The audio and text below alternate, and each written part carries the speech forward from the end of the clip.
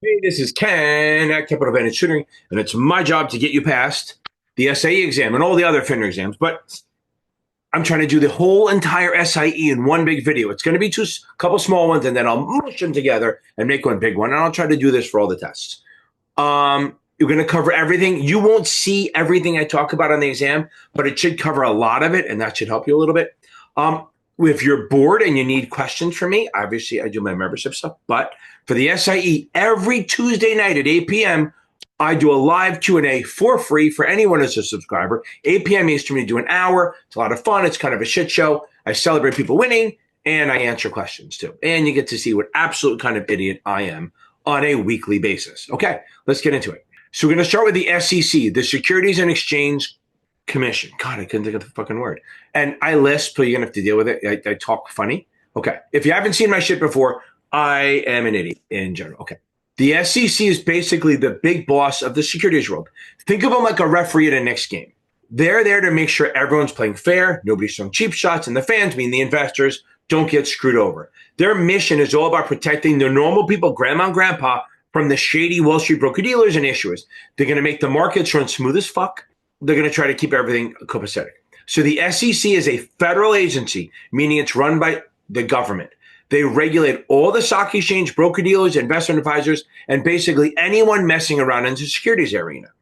If you're raising money from the public or trading on a national exchange, the SEC has the power to say, hey, buddy, show us your papers, or we're slapping you with a fine, or it's putting you in jail. In a nutshell, they've got the jurisdiction over anyone issuing or trading securities in the U.S. They set the rules, they enforce the rules, and if you break the rules, they can drag you into court. That's it in a nutshell. The SEC is the watchdog to keep the markets honest. If you remember that for the test, you're golden. Okay, now we're going to talk about SROs, self-regulatory organizations. They might even say DEA, not the Drug Enforcement Agency, designated examining authorities. Think of the SRO as a community watch group for securities. They're not government agencies, but they still make and enforce rules for their members. The main idea keeps markets fair and honest without the government having to jump in for every little thing. In other words, the SROs keep the industry in check and protect investors by making sure everybody follows a standard set of rules. And if they don't, there's kind of hell to pay in the form of fines, sanctions, or getting booted.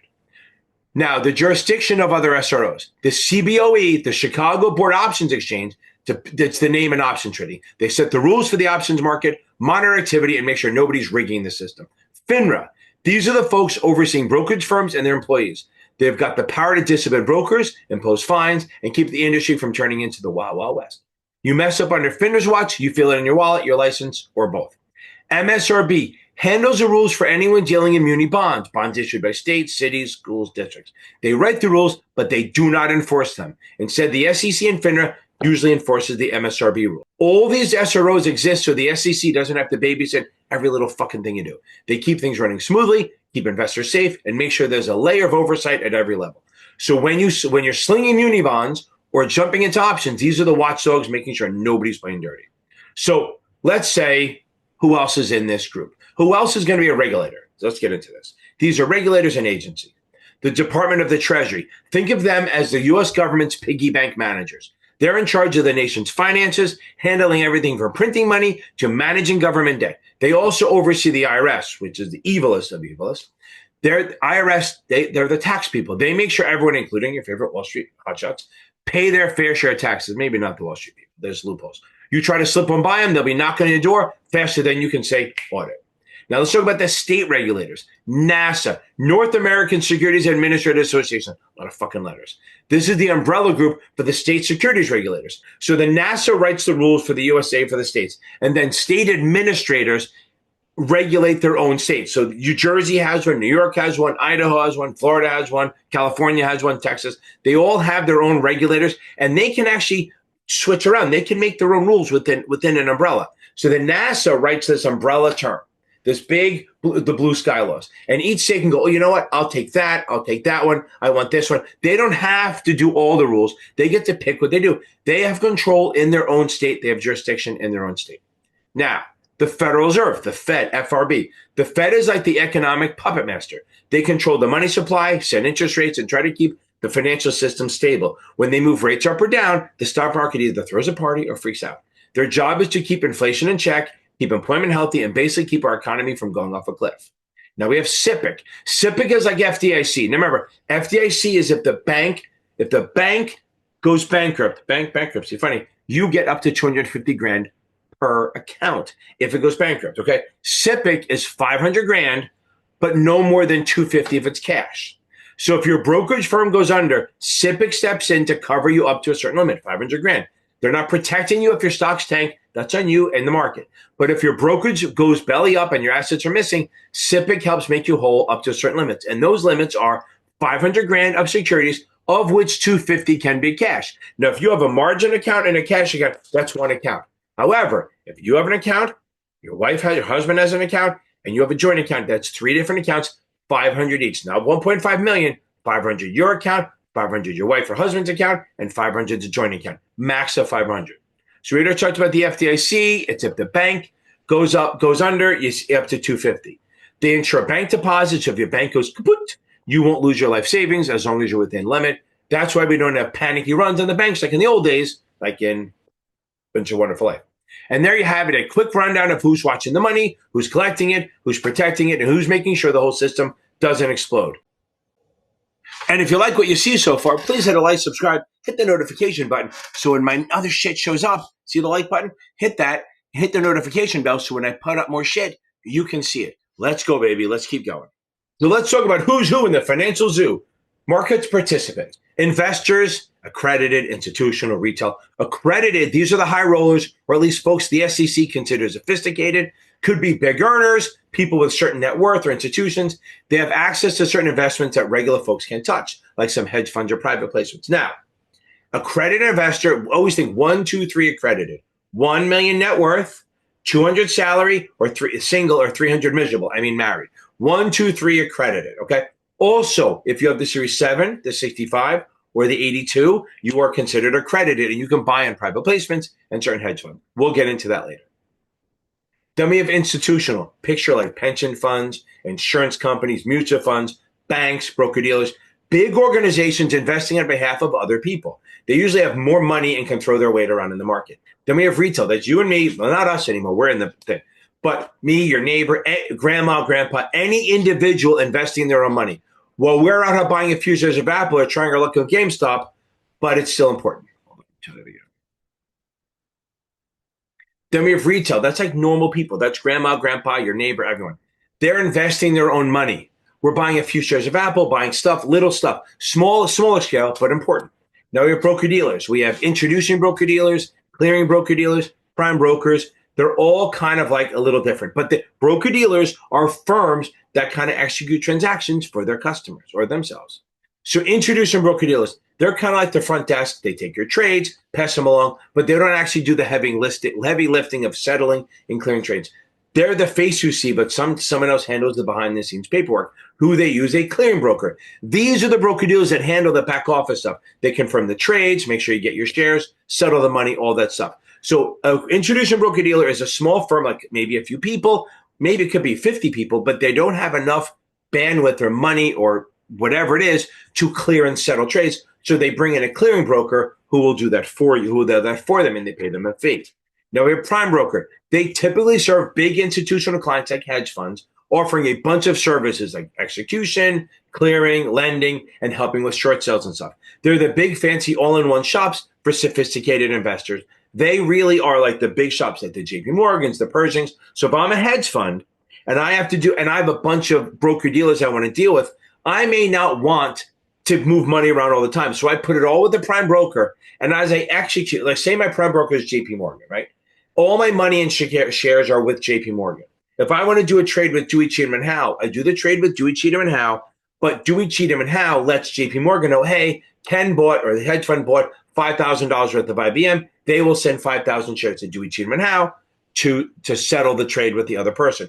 If they sold shares, they'll say we need $5,000. Then JP Morgan, that we need shares. JP Morgan will send the shares to Dewey, Cheatham, and Howe so they can settle. So the prime broker works for the big institutional clients, hedge funds and stuff, holding all their stuff and allowing them to execute through various places, but they're like a wheelhouse for that stuff. Okay. Now, investment advisors, they give advice. Remember, ABC. advice as business for compensation. Usually they take a fee, like a percentage of the assets, maybe a flat fee. They're bound by fiduciary duty, which means they got to act in the client's best interest, not their own, which seems like it should be normal. So again, investment advisors are firms that give advice or manage money for a fee, whether it's a performance-based fee or an annual assets under management fee or a flat fee, whatever it is. They are not broker-dealers. They cannot execute. So if an investment advisor gets an order, they have to give it to a broker-dealer to execute. Now, muni advisors, think of them as a go-to for states, cities, or school districts that want to issue bonds. They provide guidance on how to structure the deal, what interest rate to go for, when to hit the market, and so on. Issuers and underwriters. Now, issuers, they're companies or governments that need cash, decide to raise it by selling stock. So if I decided to bring my tutor company go public, I would sell shares or bonds of my company, and an underwriter would help me do it. So like Apple issuing shares, New York City issuing muni bonds, Cat's Tutoring issuing shares or bonds, those are issuers. Now, the underwriters, they are broker-dealers that help issuers bring those stocks or bonds to the market. They may buy the securities from the issuer and then sell them to the market. They may form a syndicate of other broker-dealers to make it, if it's a bigger deal, so they can help each other out, and they make sure launch goes smoothly. So think about it. If I'm going to issue my shares, say I'm going to do like a $20 billion deal, and you're at JP Morgan or Morgan Stanley, you could probably do it on your own, but there's a lot of risk. So what you'll do is you'll either buy my shares from me at like $18, create a syndicate of other broker-dealers like Goldman and Schwab and Jefferies and all that, and they will help you sell the shares at $20 and you make $2. Okay. So underwriters, sometimes they'll buy the shares from me and then sell them. Other times they will just take my shares and sell them to the market in what they call a best efforts offering, where they're going to do the best they can, and any shares or bonds that aren't sold, they give back to me. So underwriters help issuers sell their shares. Now, traders, anyone actively buying and selling securities, could be for their own account, as a proprietary account, or for clients, agency trading or market making. Market makers, these guys are going to be broker dealers all the time, commit to quoting both buy and sell prices in a particular stock, ensuring there's liquidity in the market. So market makers have rules. They're going to trade their own money. They're going to use their own money to trade. They have to be there from 9:30 to 4, standing ready to buy and sell at a price. So they actually have to have quotes from 9:30 a.m. to 4 p.m. all day in the various stocks they make markets. Okay. They're there to create liquidity in the market. So market makers buy and sell securities all day long using their own inventory or their own money, and they charge markups and markdown. Custodians, they hold on to the securities or money for safekeeping. Think of them like a security guard for the investments, like banks and stuff like that. Trustees, responsible for handling assets in a trust according to whatever the trust docs say. They have a fiduciary duty to act in the best interest of the beneficiaries. So remember, a trustee is usually in charge of a trust. Like if you set up a trust, you put money in it for your kids, you hire a trustee, and you name your kids as the beneficiary. The trustee manages that trust for the beneficiaries according to the rules of the trust. They must always put the beneficiary's needs or the trust needs ahead of their own. So if they have to do something for the trust or the beneficiaries that will cost them money, they kind of have to do it. Now, they can pay themselves a little salary. Transfer agents. These keep track of who owns what in a corporation. They issue and cancel stock certificates, handle name change, and make sure dividends get to the right person. They're basically the record keepers for a company shareholder. Now, the DTCC and OCC. The DTCC, Depository Trust and Clearing Corporation, they handle the custody of securities electronically and make sure trades get settled. They're the ones who settle it. It's like the big clearinghouse that sits in the background ensuring everything matches up. So basically, all stocks are going to be DTC eligible, which means I always think of them as like a big warehouse, and every broker-dealer has a slot. And as you do a trade, the DTC has a big arm, reaches in, grabs the securities or the cash from one, and puts it in the other, and then it settles. That's the way I think of it as. I mean, it's not that clear, but it's this way I think of what its clearing corporation is. Now, the OCC, it's a similar idea, but it's on the options. They act as a middleman for the option trades, guarantee the obligations of the option contracts so that you're not worrying about the other guy bailing on the trade, that you're rid of what they call contraparty risk. Now, so if I buy a call from you, they're not guaranteeing profit, they're guaranteeing execution. So if I buy a call from you, I bought the call from you, I gave you money, you sold the call to me. If I then exercise it, if you have to sell me stock at a price, we'll get to later when we cover options, if you watch my videos on it. But you're obligated to sell stock to me when I exercise it. So if you just disappear, the OCC will make sure that I get to buy my stock, and then they will track your ass down. That OCC, that's what they mean by guarantee performance. They don't mean guarantee a profit or loss. They guarantee that if you exercise, the contract will be filled. Okay, now we're going to talk about the different markets. So we have the primary market, which is regulated by the Act of 33, which we'll get to. This is where new issues of securities get born. So every time an issuer sells shares, whether they're brand new, first time, or second or third or fourth, but the issuer gets the money, this is the primary market. Okay, so this is where companies or governments come to raise cash by selling shares or bonds to the public. They'll link up with an underwriter who helps them set a price, line up buyers, and essentially get the money rolling in. Once these shiny new shares or bonds are sold the first time, they're out in the wild. Welcome to the secondary market. The secondary market is where previously issued securities get traded among investors. Think about like a used car lot for stocks and bonds, except for hopefully it's a lot more regulated and less shady than some random car dealer. Within the secondary market, you have 4 markets, okay? So you have electronic, where trades happen on a computerized system like NASAA, and everything's zipping around at the speed of light. Then we have physical. This is the old school shouting in the pit, hand signals type of trading floor, like the New York Stock Exchange. I love the best place in the world. Now, so inside the second, we have the first market, which is exchanges. NASDAQ and the New York Stock Exchange are the first market. It's called listed. They have higher regulatory requirements, all that stuff. Then we have over the counter. This is a network of broker-dealers trading directly with each other, not on a formal exchange. Think smaller or more thinly traded stocks.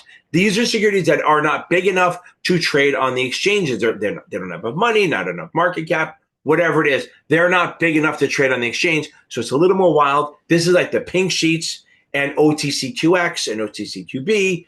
They're not listed on the exchange, so it's a lot more risky. And remember, penny stocks are stocks under 5 and trade over the counter. So if it trades on an exchange, it's not a penny stock.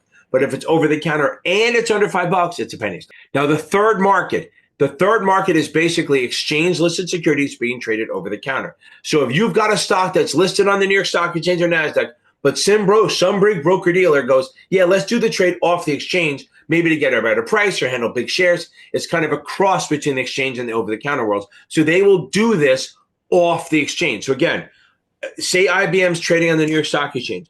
Goldman wants to buy directly from Morgan Stanley. They will do it on the third market off the exchange. You'll still see the print on the tape, but it's not done on the exchange. Now, the fourth market, this is where the big guns, institutional investors, trade securities directly with each other. Now, technically, it's not only for big institutions like ECNs. These are electronic communication networks.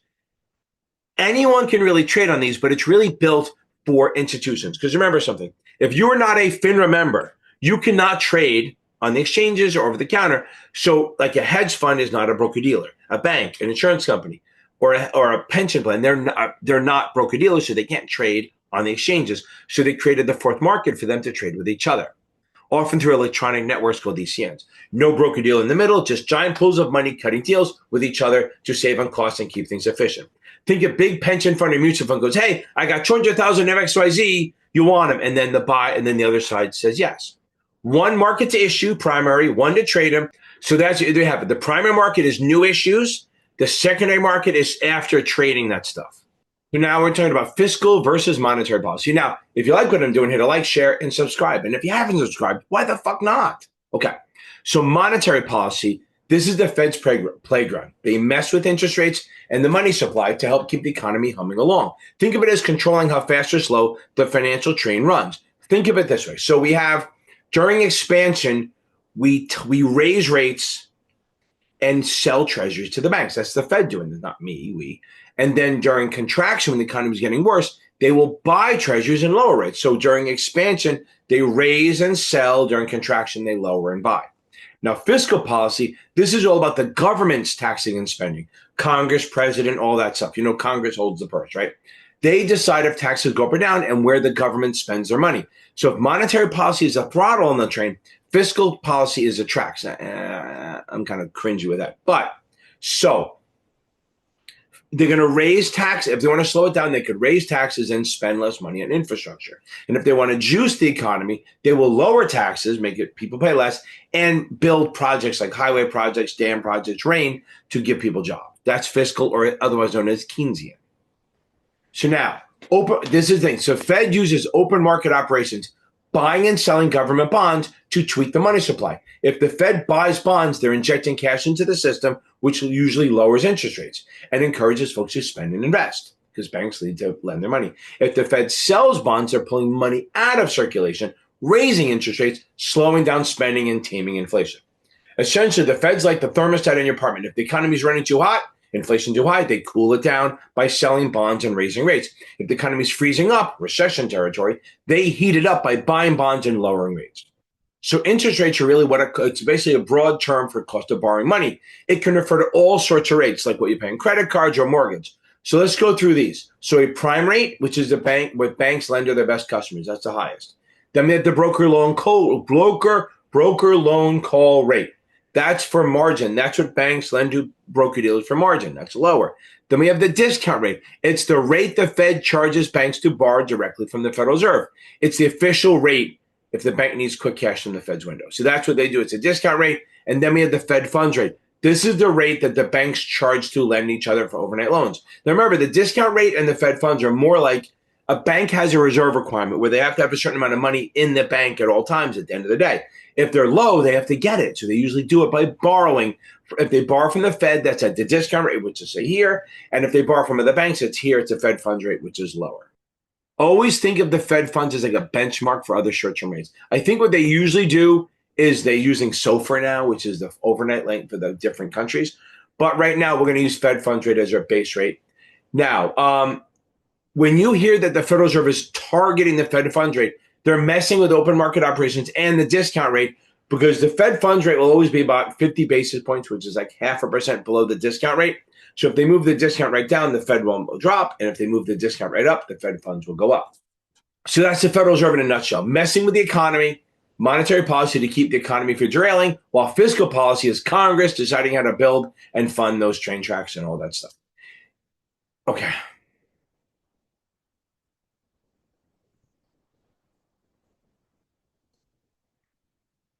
Now let's talk about business and economic factors. Purpose of financial statements. Balance sheet. This is like a snapshot of a company's finances at any given point in time. It shows what they own assets and what they owe liabilities and what's left for owners, shareholders' equity. Think of it like checking your bank app to see if you're in the green or the red. Income statement. This one shows money in and out over a period. It details revenue, expenses, final net income, profit or loss. If you ever tracked your own monthly expenses versus salary, that's basically what the company's doing, but with a hell of a lot more zeros. The business cycle. So we have contraction, start bad, right? When the economy starts slowing down, businesses cut back, unemployment creeps up. It's like that gloomy stretch in the subway right after rush hour. Things thin out and everyone's kind of on edge. The trough. This is rock bottom. The economy's darkest thing. Unemployment might be high, production is low, but hey, there's only way to go from here. Up. Expansion. The bounce back phase. Jobs are popping up, production picks up, consumer confidence returns. Feels like that first sunny day after a brutal winter. Everyone's happy and spending money. Then we have the peak, the top of the roller coaster. The economy is running full steam, but watch out. Things can't stay that hot forever. Next up, another contraction.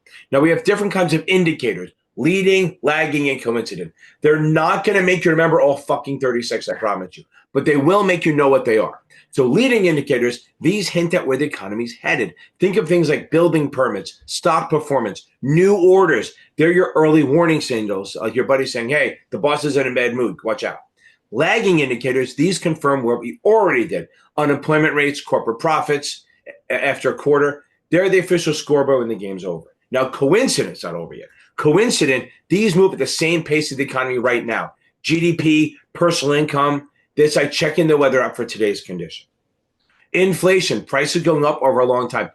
A slice of pizza used to be $1, now it's like $3. Unless you go to that recession pizza. By the way, even the 99-cent pizza now is $1.25. Thank you, inflation. Okay, now basic effects on bonds and equity markets. Cyclical stocks. These rise and fall with the economy's ups and downs. Think auto companies, airlines, hotels. When people have money to spend, these stocks go up. When they don't do well. Defensive stocks.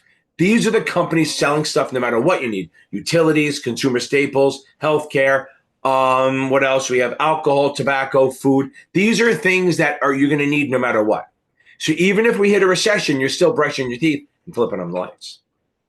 Growth stocks, typically younger companies like innovative sectors that reinvest profits to grow like crazy. They may not pay dividends, but they're banking on getting bigger. That's the whole point. Investors expect a higher return, higher risk too, assuming they can deliver on the hype. Now, let's talk about economic theories. Keynesian, I think he's a bad guy, but whatever. This theory says that the government jump in with spending or tax cuts when the economy is struggling, sort of like a life coach giving the economy a pep talk, and some cash to get you back on track. Monetarists, these folks believe that the Federal Reserve monetary policy is the main driver of economic stability. Keep the money supply steady and predictable, and the economy should behave itself. And that's your quick rundown how we read a company's financials and where we stand in the economic cycle. It's a little deeper. Remember, everything we do here, I'm doing this, you need to read the book. I can't say that enough. This is high-level shit, bullet point, bullet, my bullshit, my crappy bullet point too fast style. But it gives you an idea of what to look for so you have a bigger picture idea. I'm always about the big picture. I'm not about little details. It is a thing. That's why I do well in these exams, because I don't worry about every little detail. I think big picture, and I can usually figure this stuff out from there. So we're going to get this, baby. We're going to get this. Now let's talk about international economic factors. Okay. The U.S. balance of payments. This is like the country's checkbook with the rest of the world. What we're spending versus what we're earning. It tracks all the flows of money in and out of the U.S. If we're buying more stuff than from abroad than we're selling, then that's a deficit. So if we're exporting more than importing, that's a good thing. If we're importing more than we're getting in, that's a deficit. So understand, if we're exporting, that means we're selling our stuff, we're getting their money. That's good. That's a surplus. If we're importing, it means we're buying their stuff. That is a deficit because our money's leaving the country. That's the whole point of this stupid tariff or whatever it is. They're trying to get it even. We don't want a deficit. Always remember, wherever the currency is weakest, it usually is where a lot of people do exporting. We want to export. So we want a weak dollar. We don't admit that, but we want a dollar that's a little weaker so that people will buy our stuff. Now, the balance of payments is split into a few parts. So you have the current account, which is a goods, services, and income, and capital account, investment flows. Think of it as the money scoreboard. Okay. Now, GDP and GNP. We got to talk about this. GDP, this measures the total value of all goods and services produced within a country borders in a given time. So if a Japanese car plant is in Tennessee, that plant's output counts toward U.S. GDP. GNP, this one looks at what's produced by the country's citizens and companies, regardless of location. So if a U.S. company has a factory in Germany, that factory's output is included in the GNP, but not in the GDP because it's built outside.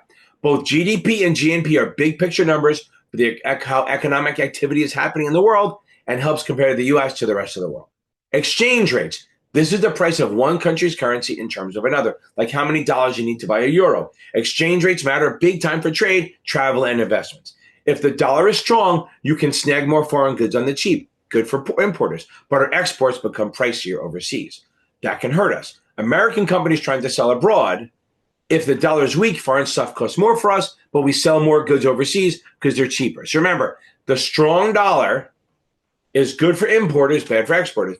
A weak dollar is good for exporters, bad for importers. I'm going to say this again because it needs to be said. If dollar is cheaper, the U.S. currency is cheaper, we're going to export more, which is good because we get a surplus. If the dollar is more expensive, then we're going to buy more other stuff. So we're going to spend more money. That's a deficit. So remember, the Federal Reserve, interest rates, and global economic conditions absolutely play a role in all of these rates.